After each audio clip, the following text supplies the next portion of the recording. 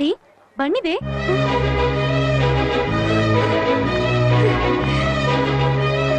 Bunny, ഏയ് bunny.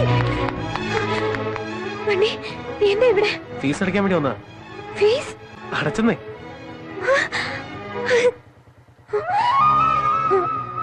ഇത്രയും പണം?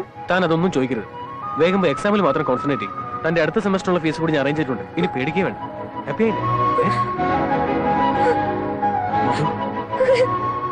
ഇതിനും താനിങ്ങനെ കരയ? അതെ, എപ്പോഴും താനിങ്ങനെ ഹാപ്പി ആയിട്ടിരിക്കും. ഓക്കെ, എന്നാ ശരി.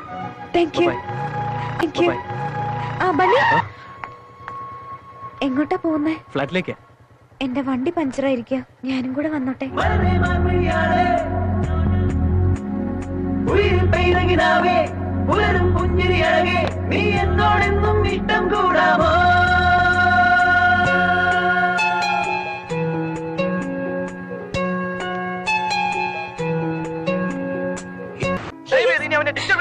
ഒരൊറ്റ തവണ എനിക്ക് പള്ളിയോട് സംസാരിച്ചാൽ മതി. അവൻ എല്ലാം ഉപേക്ഷിച്ച് ഇവിടുന്ന് പോയി.